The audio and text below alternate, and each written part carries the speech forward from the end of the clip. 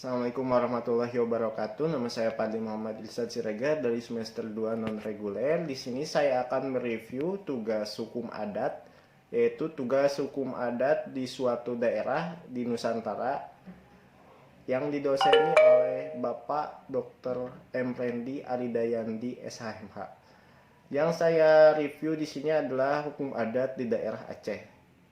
Yaitu selain hukum dan undang-undang negara di Aceh juga berlaku hukum Islam, dan tidak hanya itu, pada saat yang sama di beberapa daerah di Aceh hukum adat juga masih dipakai.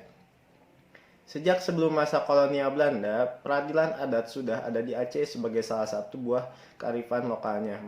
Meskipun mengalami fluktuasi pengaruh di dalam masyarakat, tetapi peradilan adat di Aceh tidak pernah benar-benar hilang dan punah. Nilai-nilai tradisi dalam peradilan adat Aceh ini seharusnya tetap dijaga dan dilestarikan serta diperbaiki pelaksanaannya. Karena kalau mau jujur, pelaksanaan peradilan adat kadang masih meminggirkan kaum perempuan dan kaum marginal. Keadaan tersebut terjadi karena beberapa sebab, antara lain belum adanya perwakilan perempuan dan kaum marginal yang memadai dalam perangkat adat di Gampong yang pelaksanaan peradilan adat. Peradilan adat jarang melibatkan perempuan dan proses pengambilan keputusan. Biasanya kaum perempuan dan marginal diwakilkan oleh semacam wali. Bila mereka terlibat langsung, biasanya tidak lebih berperan sebagai saksi. Peradilan adat sedang menghadapi ancaman kepunahan di Aceh. Sebabnya adalah pengakuan negara masih sangat kurang terhadap keberadaannya. Selain itu, mulai kurangnya kepercayaan masyarakat terhadap peradilan adat, dan masyarakat cenderung lebih memilih alternatif penyelesaian hukum yang lain. Bila keadaan ini berlangsung terus-menerus, kekhawatiran akan punahnya peradilan adat di Aceh besar kemungkinan akan terjadi. Keputusan peradilan adat bisa beragam. Untuk kasus yang sama, keputusan bisa berbeda. Beda tempat juga bisa mempengaruhi perbedaannya keputusan peradilan adat. Beberapa jenis sanksi peradilan adat yang umum dijatuhkan sebagai keputusan adat antara lain.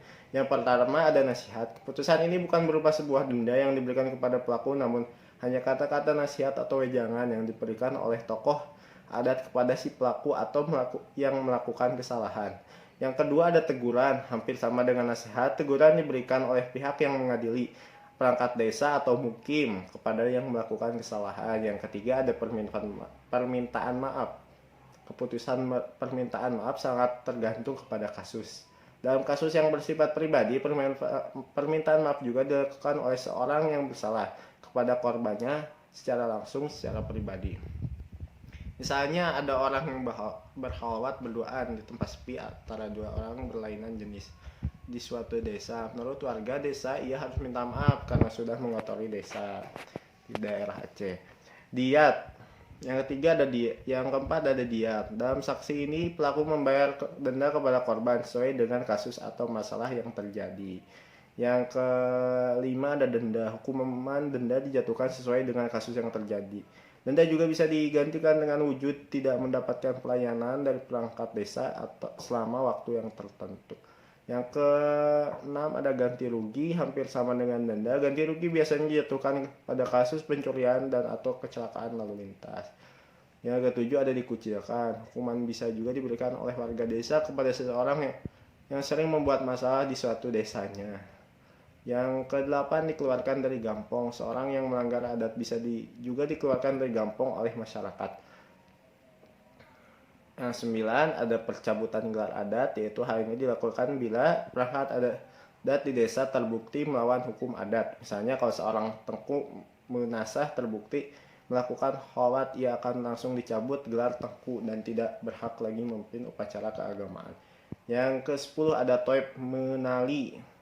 Sanksi ini dikenakan kepada seseorang yang menuduh tanpa adanya bukti. Maka orang yang menuduh karena sudah mencemarkan nama baik orang yang dituduh, ia harus membayar denda dengan nama toib menali, menutup malu. Ya, sekian dari saya. Wassalamualaikum warahmatullahi wabarakatuh.